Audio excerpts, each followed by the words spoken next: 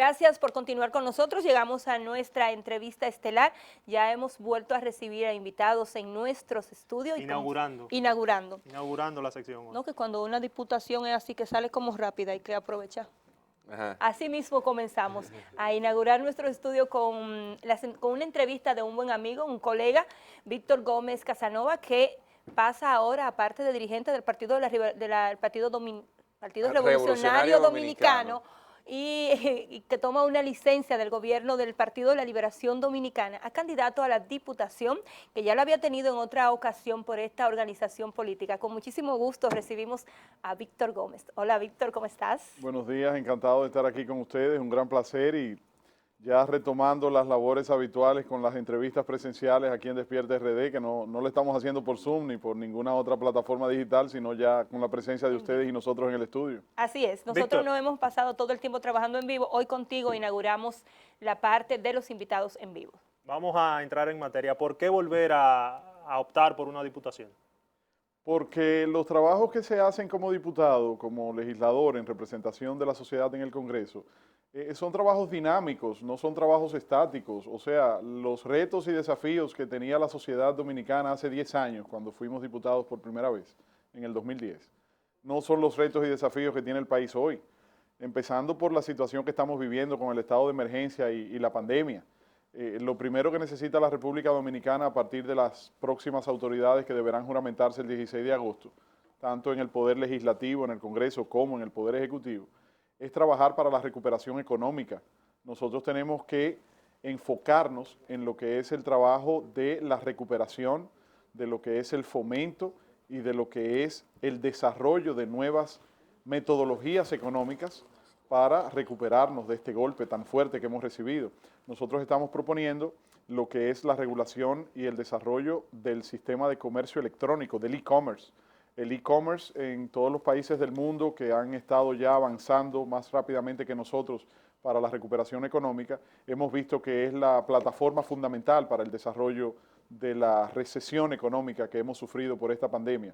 Aquí todas las transacciones durante estos meses hemos visto que se han hecho mayoritariamente a través de Internet Banking, de transferencias electrónicas, de pagos electrónicos. Las empresas que han tenido un mayor desarrollo de sus operaciones en medio de la pandemia son las empresas que hacen entregas puerta a puerta a los deliveries, como es el caso de Pedidos Ya o de Globo, de Hugo, o transacciones electrónicas como Yoyo.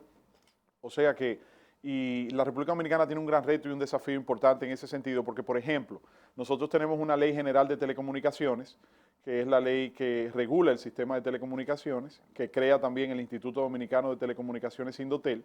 Esa es una ley de finales de los 90, principios del milenio, y esa ley no tiene ni una sola vez la mención de la palabra Internet. Eso es algo inconcebible, es una ley que ha quedado obsoleta, que necesita ser reformulada, que necesita ser actualizada para incluir elementos tan importantes como el Internet, como el e-commerce, la economía naranja, el comercio electrónico, para regular, fortalecer y desarrollar aspectos de la economía. Por ejemplo, hay tiendas como Plaza Lama, como La Sirena, por departamentos, ya IKEA lo ha estado implementando, que los clientes, en vez de asistir personalmente a las tiendas, y con este tema del distanciamiento social, pues con más fe en ese sentido, usted entra, se instalan cámaras especiales, usted ve las góndolas, las ofertas de los productos, de los servicios, y con el mouse desde su celular o desde su computadora en su casa, usted va recorriendo las tiendas, va seleccionando los artículos que quiere comprar, lo entra al carrito virtual, como usted hace en Amazon cuando pide algo por Amazon, y le llega puerta a puerta.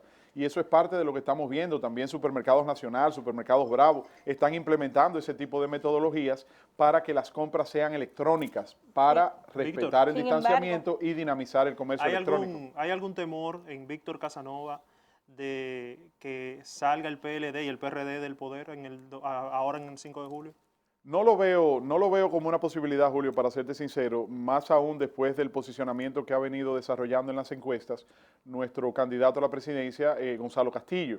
Hemos visto a Gonzalo Castillo con un ascenso de 14, 15 puntos en los últimos 2 meses y medio, 3 meses, y al mismo tiempo hemos visto una caída libre del candidato opositor y también una disminución en la intención del voto del candidato Leonel Fernández, que está en tercer lugar, que se ha visto víctima de la polarización entre las dos principales opciones en la candidatura presidencial del PLD y los partidos aliados del bloque progresista y la candidatura del bloque opositor. Entonces, yo entiendo que estamos en un momento ahora en el que las líneas están cruzando, el candidato opositor en bajada y nuestro candidato Gonzalo Castillo en ascenso, y entonces va a determinarse la solución o no en primera vuelta de las elecciones en los próximos 25 días que faltan de aquí al 5 de julio. Víctor, ¿qué tiempo hace que presentaste formalmente la candidatura a la Diputación por la circunscripción 1? Cumplimos hoy una semana, lo hicimos el pasado domingo, 31 de mayo, a las 8 de la noche a través de una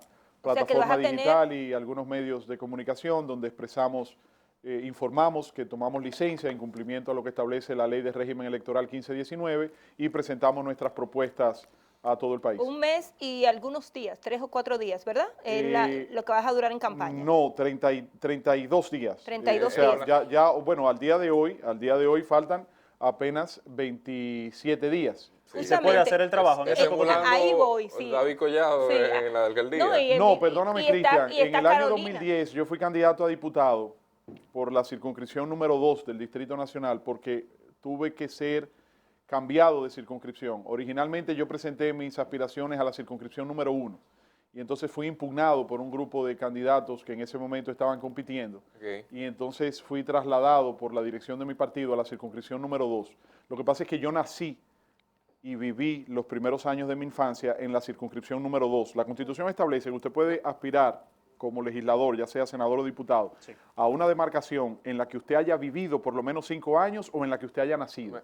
Yo he vivido la mayor parte de mi vida aquí en la circunscripción número 1, pero nací y tuve también los primeros años de mi infancia, más de 5 años, en Arroyo Hondo, en Camino Chiquito, en la calle Luisa Amía Matió, número 80.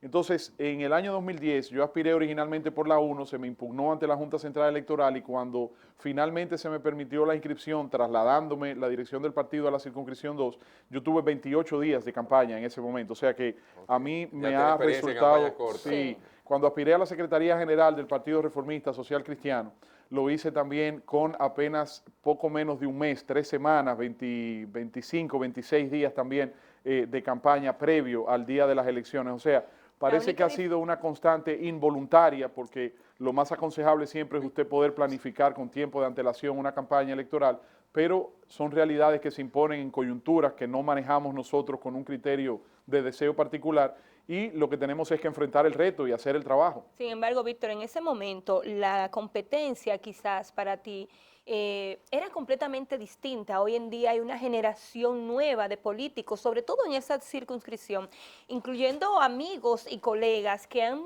tenido un tiempo que le ha permitido posicionarse para quizás alzarse con una de las diputaciones que pueden salir por aquí. ¿No te da miedo que una vida que te ha enfrentado a retos de días esta vez no tenga el mismo resultado o estás haciendo algo distinto para poder también alcanzar esta meta de pocos días? Ana Mercy, tú me conoces hace muchos años de que empezamos a trabajar en Mundo Visión hace más de 25 años. Tú sabes cómo yo soy una persona muy creyente, tengo mucha fe en Dios.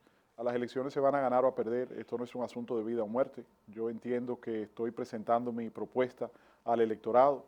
Yo entiendo que hay situaciones que pueden presentar ventajas para nuestra candidatura y otras que pueden presentar desventajas, pero no me corresponde a mí analizar o decidir, sino que eso le corresponde al electorado. Yo simplemente hago lo que entiendo que debo hacer, lo que considero más correcto y positivo, conforme a mis valores y mis principios y a las diferentes ideologías y pensamientos que entiendo que debo representar en cuanto al contenido de mis propuestas, y es al electorado al que le toca elegir. Yo tengo fe en Dios y tengo la esperanza en la oportunidad que me puede brindar el electorado con un voto de confianza en base a la presentación de nuestras propuestas y en base también a lo que ha sido mi experiencia y a lo que ha sido mi trayectoria. Víctor, ¿no te preocupa el hecho de que sea por el PRD un partido tan debilitado?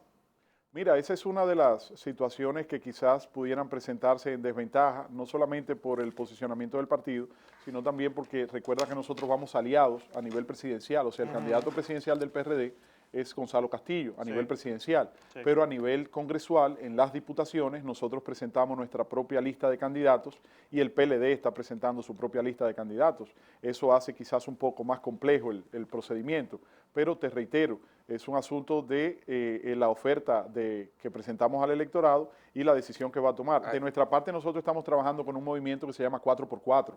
Vota por Gonzalo Castillo a nivel presidencial en la casilla número 4 del PRD y vota por Víctor Diputado en el puesto número 4, que es el que nos asignó la Junta Central Electoral en la boleta de los diputados. Ahora, debo decirte algo, Julio. Decía Ana Mercy al principio de la pregunta que este va a ser un congreso más representativo, más plural, más abierto. Sí. Son 6 escaños, son 6 escaños que tiene la circunscripción número 1. Entonces yo saludo, aplaudo, estoy de acuerdo y me siento como ciudadano motivado a participar en el proceso viendo la presentación de credenciales y las nuevas aspiraciones de jóvenes que están compitiendo con nosotros en este proceso y que cuando los veo a ellos me da una alegría en lo personal y me siento muy bien, repito, como ciudadano, porque me veo a mí hace 10 años cuando yo aspiré por primera vez. Pero también tú necesitas combinar, como decía el doctor José Francisco Peña Gómez, lo mejor de lo nuevo con lo mejor de lo viejo. Yo no soy tan viejo, yo tengo 43 años de edad, pero voy a cumplir 25 años ininterrumpidos en la actividad política y en los medios de comunicación. Entonces yo combino ahí una veteranía con mis años de experiencia, con una juventud que gracias a Dios todavía tengo muchas fuerzas y energías para trabajar en favor de mi gente. Entonces yo lo que estoy haciendo es presentando mis propuestas. Yo estoy haciendo una propuesta al electorado y le corresponde al electorado decidir si vota y elige a esa persona o si en cambio decide escoger a otra propuesta. Eso es ya una facultad del electorado. Víctor, hay una particularidad en este modelo de elección que tenemos en la República Dominicana, que es el método de Hond. Y el método de Hond lo que básicamente plantea es que los partidos son los que obtienen los escaños, ¿verdad? Y que dentro de los partidos los más votados son los que alcanzan la curul. Así es. En el caso del PRD, yo no tengo dudas que tú seas quizás el más votado dentro de la organización política por precisamente el bagaje político y todo el historial que conocemos. Pero está la particularidad de que por algunos puntos que señalabas, el PRM, el PLD y la propia Fuerza del Pueblo, digamos que tienen una ventaja particular. ¿Cuántos votos se necesita para que el PRD como organización política alcance un escaño y luego que dentro de tu nominación, dentro de esa boleta, pase Víctor Gómez Casanova como el candidato? Primeramente, Cristian, no te creas, hay una competencia, o sea, el método de Homs fomenta, obliga, diría yo, a una competencia tanto interna como externa. Y en la boleta del Partido Revolucionario Dominicano nosotros presentamos candidatos de mucha valía. Nosotros estamos presentando como candidatos a los diputados del PRD, además de Víctor Gómez Casanova en la posición número 4. Nosotros tenemos la expresidenta de Acroarte, Emelín Valdera, que es una expresión de mujer joven, nueva, participante en política, que es lo que necesitamos como país, que gente que no ha estado involucrado quizás toda la vida en la política decida dar el paso y se atreva. Y que no solamente critiquemos, sino que también aportemos las propuestas de solución a los problemas que criticamos. Tenemos también a Andrés Salma, un joven abogado, que es una persona joven con mucho talento, que también es candidato. Tenemos a John Berry, un sobrino del doctor José Francisco Peña Gómez, que tiene una larga tradición familiar, histórica, vinculada al Partido Revolucionario Dominicano. Tenemos a Leila Mejía, una destacada comunicadora dominicana, mujer joven también, abogada, muy inquieta. Tenemos también como candidato a Wilfredo Alemani, un destacado periodista y comunicador, de manera que, como puedes observar, la boleta del PRD presenta perfiles de mucha valía y de mucho talento y condiciones. Ni hablar de los candidatos también que presentan los otros partidos, que son también jóvenes, en su gran mayoría personas con mucho ímpetu, con mucho talento y con muchas condiciones. Yo creo que el Congreso va a tener una mejor representación a partir del 16 de agosto próximo, independientemente del partido político o del bloque de partidos políticos de coalición que obtenga mayoría. Y eso va a ser positivo para la democracia y positivo para el fortalecimiento del sistema legislativo en la República Dominicana. Precisamente, Víctor. En cuanto a tu pregunta... El número, sí. Exacto. En cuanto a tu pregunta, Cristian, yo entiendo que eso va a depender del nivel de abstención. Hemos visto que tradicionalmente los niveles de abstención a nivel de las boletas congresuales es entre un 50 y un 45%. Ahora con este tema de la pandemia y el estado de emergencia, vimos que en las elecciones municipales pasadas el nivel de abstención se incrementó un poquito más y rondó el 55, 56%. Pero si votan, digamos, el 50% de la población electoral inscrita para votar aquí en la circunscripción número 1, que por lo general es la demarcación donde mayores niveles de abstención se presentan, porque es una clase media alta que ha mantenido tradicionalmente un nivel de apatía y de distanciamiento de los procesos electorales. Esperemos que eso pueda ir cambiando en este proceso. Pero yo te diría, Cristian, que entre unos 22.000 a 25.000 votos promedio para alcanzar el primer escaño como partido, como bloque partidario, y después sucesivamente aumentando, porque el método de Homs es la división de todos los votos por la cantidad de escaños según las votaciones de los partidos. Es un método bien complicado, pero yo entiendo que el escaño del PRD significaría entre unos 22.000 a 25.000 votos y de ahí entonces se define, porque primero se escogen la cantidad de escaños por partidos y después se le pone el nombre conforme los niveles de votación individual por el voto preferencial de cada candidato a diputado. Por eso nuestra propuesta del 4x4, vota por Gonzalo en el 4, en la casilla 4 del PRD, y por Víctor en el 4 para diputado, en la casilla 4 del PRD también, porque soy el número 4 de los 6. Víctor, usted hacía mención a los candidatos que llevan los partidos. No me diga usted que yo no soy tan viejo, Julio, tú me llevas un par de años. Pues le decía, además está más joven. mención, sí, Ana Mercy. Él está más joven, míralo bien. Sí, escuché a Ana Mercy. Hacía mención a los candidatos que están llevando los partidos y yo siempre he criticado, o no he visto con buenos ojos, el hecho de que los partidos quieran colgarse de la popularidad de algunas figuras que son públicas, como usted mencionaba en el caso de Emelín Baldera, que tiene cierto reconocimiento social. Entonces me gustaría saber si realmente, qué tan válido o qué tan no populista es el hecho de que los partidos quieran aprovecharse de esta fama que tienen los candidatos y no llevar personas con experiencia y capacidades políticas al Congreso en este caso. No te olvides, Julio, que el Congreso no es de los partidos. Eso es parte de los problemas que hemos estado teniendo históricamente en nuestra democracia.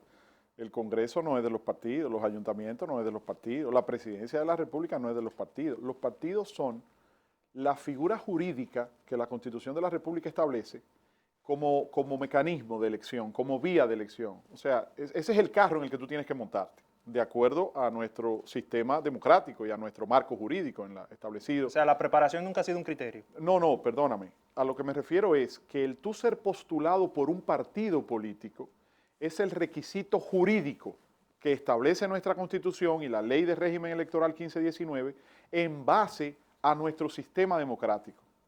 Tú quieres ser diputado, tú quieres ser regidor, tú quieres ser alcalde, tú quieres ser director de distrito municipal, tú quieres ser senador, tú quieres ser presidente de la República, vicepresidente.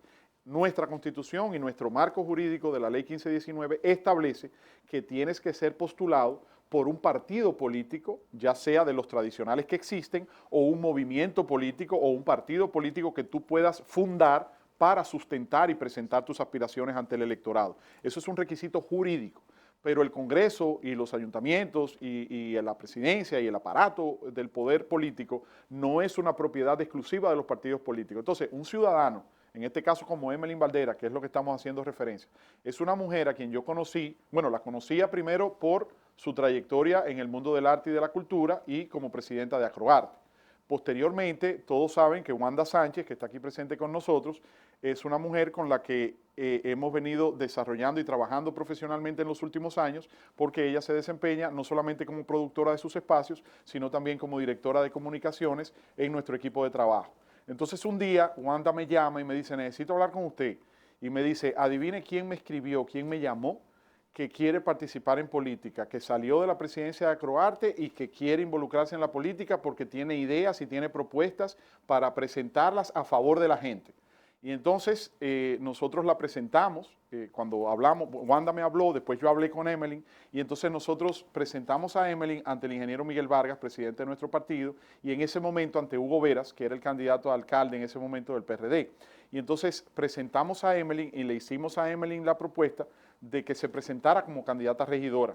Y ella no era lo que tenía en sus planes originalmente, ella tenía un plan más de país que de ciudad, pero aceptó ir como candidata a regidora. Posteriormente sucedió lo que pasó, que Hugo renunció a la candidatura y se fue a apoyar a la actual alcaldesa Carolina Mejía, y entonces Emeline tuvo que verse forzada a retirar su candidatura a regidora.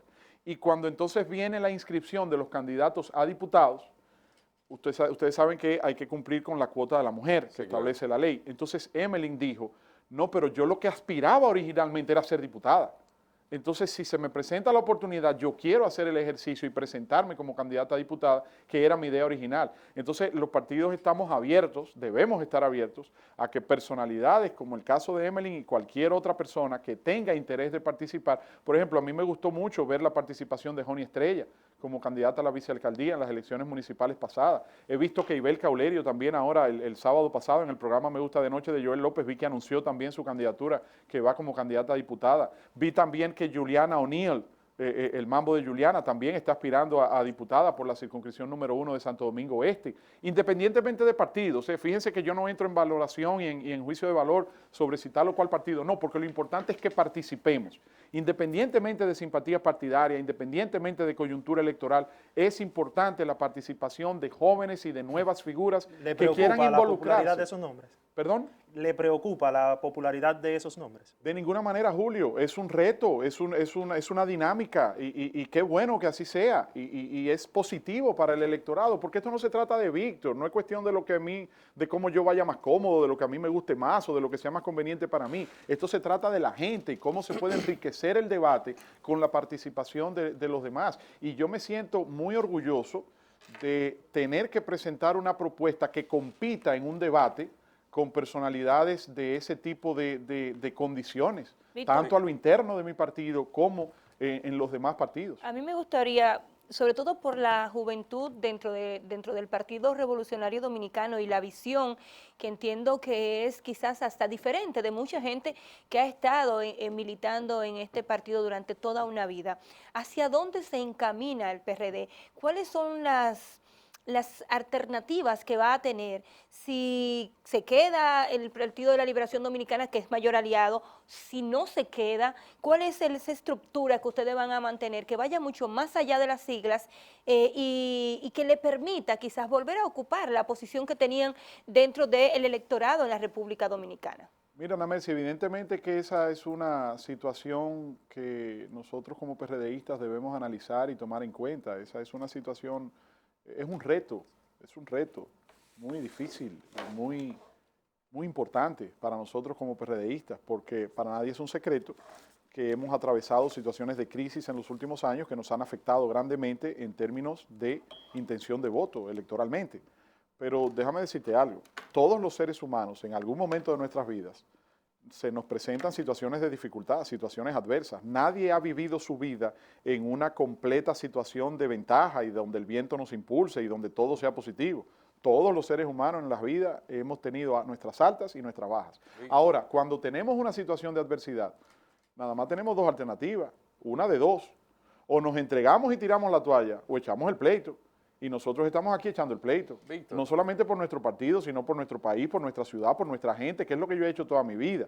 Trabajar en lo que yo considero que es mejor para la gente, para mejorar las condiciones de vida de la gente. Entonces, lo que hará el PRD y cómo el PRD deberá recomponerse, reorganizarse, reestructurarse, yo creo que es un reto que debemos esperar primero, ¿verdad? Vamos primero, bástele a cada día su afán, vamos primero por parte. Es el proceso electoral, o sea, vamos a esperar que se defina este escenario electoral y después con mucho gusto, si ustedes vuelven a invitarme, pues yo me sentiría encantado de volver para analizar después de las elecciones, entonces ya qué hacer con respecto a eso, como me preguntas, Ana Mercy, del futuro del partido, y no solamente del PRD, yo creo que aquí viene una recomposición política partidaria de todas las organizaciones, porque hay un relevo generacional que viene empujando con mucha fuerza, ustedes hacían referencia de eso hace unos minutos, pero además la sociedad cambió, es un nuevo país, es un país distinto y esta pandemia nos ha impulsado todavía a cambiar con más fuerza. Víctor, pero tú tienes que, perdóname Cristian, para no perder la coherencia, pero ahí mismo, y esa pregunta sería sumamente importante que yo le hubiese sumado, no lo hice, pero lo aprovecho ahora,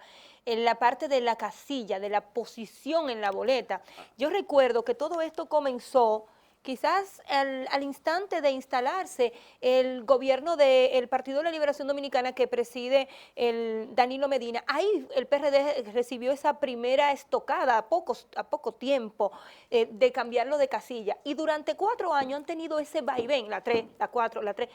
¿Qué significa hoy en día para ustedes esa posición? ¿Qué significa ese cambio drástico a la vuelta de la esquina de unas elecciones presidenciales y congresuales? Es una situación de interpretación jurídica. Nosotros en el año 2016, el PRD como partido, en el año 2016, obtuvo más votos que el Partido Reformista Social Cristiano. Por lo tanto, en el orden de votación numérica le correspondía la casilla número 3. Una interpretación de parte del Pleno de la Junta Central Electoral decidió modificar esa casilla. Posteriormente nosotros recurrimos por la vía jurídica ante los tribunales, se volvió a asignar la casilla 3 al PRD. Posteriormente otros partidos presentaron un recurso ante el Tribunal Superior Administrativo y el Tribunal Superior Administrativo falló colocando al PRD en la casilla número 4 y al Partido Reformista en la casilla número 3. Personalmente yo entiendo que eso tuvo ramificaciones políticas. Había un interés de poner la cara del expresidente Leonel Fernández como tercer candidato en la tercera posición, para que cuando el electorado vea la boleta, vea a Gonzalo Castillo en el 1, a Luis Abinader en el 2 y a Leonel Fernández en el 3. Pero independientemente, eso fue un asunto, el número de la casilla es un asunto de interpretación jurídica según la sentencia, porque fíjate tú que es una decisión jurídica lo que nos coloca allí. ¿Y por qué favorecer a Leonel así? Porque había un interés marcado de parte de sectores que apoyan en la propuesta electoral del expresidente Fernández. ¿Dentro de la propia Junta? No, dentro de los estamentos jurídicos que fallaron a favor de esa decisión. Pero eso es, ¿cómo te digo? No te voy a decir que es irrelevante, pero es algo ya consumado y el electorado es sabio. El electorado, oye, cuando quieren votar por ti, ellos buscan tu voto y ellos buscan, además nosotros como dirigentes y candidatos tenemos también que educar el voto y enseñarle a la gente dónde votar. Fíjate como yo te decía ahorita, el 4x4, por Gonzalo en la casilla número 4 del PRD y por Víctor en la casilla 4 de los diputados del PRD. Ahí voy precisamente. ¿Crees tú que en estas condiciones el PRD pueda mantener dos cosas? Primero, la personería jurídica como partido mayoritario, y en caso de que las proyecciones no lleguen a ese 5% que requiere la ley, ¿tienen ustedes algún pacto, algún acuerdo con el Partido de la Liberación Dominicana para desviar una parte de ese voto hacia esa organización política, que es una práctica vieja y muy utilizada entre los acuerdos a veces en los propios partidos? No conozco, Cristian, sobre si existe ese pacto que tú señalas. Lo que sí yo te digo es lo que te decía ahorita, o sea, ante una situación de dificultad y de adversidad tienes dos alternativas, o tiras la toalla y te entregas o echas el pleito. Y yo soy de los que prefiere echar el pleito, yo soy de los que está defendiendo mi partido, defendiendo mi gente, defendiendo la demarcación de la capital en la circunscripción número 1 y trabajando en base a nuestras propuestas, y yo soy de los que si va a morir, que sea con las botas puestas, que sea peleando y que sea defendiendo lo que creo, no entregado ni avergonzado porque la mayoría de las personas puedan considerar una opinión que no sea con la que yo coincida. Cada quien es dueño de pensar como quiera, pero ahí yo me llevo mucho de una frase que dice que la opinión de los demás es la opinión de los demás, pero tu tranquilidad y tu conciencia depende de cómo tú sabes que piensas y actúas. Y yo me siento como una persona muy segura de las actuaciones que he tenido en base a la defensa de lo que creo, en base a la defensa de los mejores intereses de la gente. Y a propósito de eso, si les quiero pedir un minuto, hay una propuesta de ley que es parte de nuestra principal propuesta de campaña, que tiene que ver con el tema de la regulación de los pagos de las tarifas en los colegios privados. Durante muchos años, la República Dominicana ha sido el único país de América Latina que ha tenido que pagar reinscripción todos los años por los hijos que tiene en los colegios privados. Aquí usted tiene una casa alquilada y usted paga el depósito del alquiler de esa casa una sola vez cuando usted se muda. Usted no paga el alquiler y la cuota todos los años. Usted se inscribe en un club deportivo, en un club social o en un gimnasio y usted paga la inscripción una sola vez. Usted no repite todos los años la reinscripción. ¿Y por qué hacerlo en los colegios privados? Cuando estamos hablando de un tema tan importante y tan delicado como la educación de nuestros hijos. Y entonces se ve afectado el presupuesto familiar porque tenemos que pagar la reinscripción, para un año escolar que se inicia a finales de agosto, principios de septiembre, pero ya desde marzo y abril, antes de que el año escolar inclusive termine, a usted le mandan una circular exigiendo el pago de la reinscripción para garantizar el cupo de sus hijos en ese colegio. Y entonces usted financia 4, 5, hasta 6 meses por adelantado el colegio donde cursan los estudios de sus hijos. Entonces yo no sé ustedes, pero a mí me pagan a final de mes y me pagan un mes y después que lo trabajé. A mí no me pagan 6 meses antes y me imagino que a ustedes tampoco, para disponer de ese recurso, para pagárselo a los colegios. Los colegios privados tienen que ser entidades educativas con un tema que es educación, que la Constitución lo establece como un derecho fundamental, no un negocio. Pero además de eso, además de que nos pagan la reinscripción 5 y 6 meses antes, de que nos exigen el pago, también está el hecho de que todos los años nos aumentan la tarifa.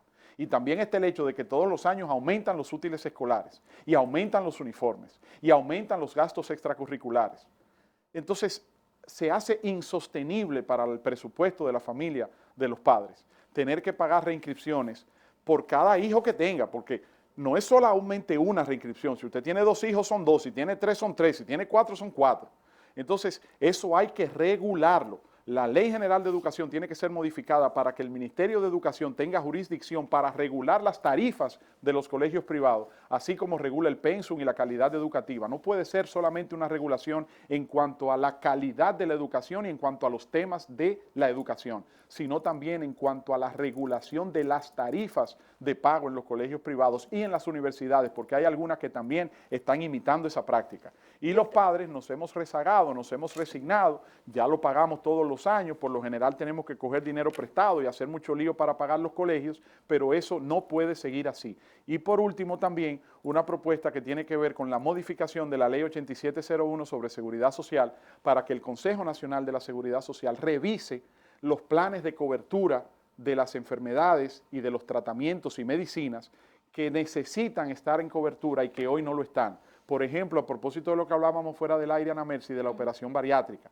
Aquí hay mucha gente en sobrepeso, aquí hay mucha gente con obesidad y la obesidad es una enfermedad y eso no es un tratamiento que una operación bariátrica sea de estética para verse la persona mejor, no, es de salud, para evitar complicaciones que tienen que ver con diabetes, que tienen que ver con hipertensión, pero también hay otras enfermedades o condiciones especiales como el autismo, síndrome de Down, bipolaridad y otros temas neurológicos o de conducta humana que tienen que ser incluidas en los planes de cobertura porque son condiciones especiales que ameritan tratamientos que son muy costosos y las ARS tienen que modificar su plan de cobertura para garantizar esas medicinas y esos tratamientos porque no es con dinero de ellos que lo pagan, es con el dinero de la población, porque cada uno de nosotros cuando tenemos un seguro nos descuentan parte de nuestro salario para pagar ese seguro. Así es. Entonces esas son parte de las propuestas que nosotros estamos presentando. Pueden conocer más en nuestra página victordiputado.com.do y como parte de nuestra propuesta de gobernanza, que no es más que la participación de la gente en la toma de decisiones, porque no se trata de mí, esto no es cuestión de Víctor,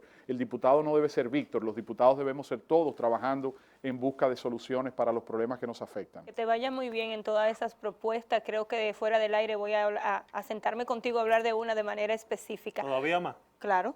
Pero nuestro mayor deseo es que te vaya muy bien y que sea nuestro primer invitado en esta nueva modalidad. Gracias por estar con nosotros. Gracias como siempre. A ti, Ana Mercy, a Julio y a Cristian y a todo el equipo de Despierta RD. Así es. Igualmente agradecer a nuestro público esa sintonía durante 2 horas. El compromiso, si Dios así lo permite, reencontrarnos aquí nueva vez mañana. Feliz resto del día.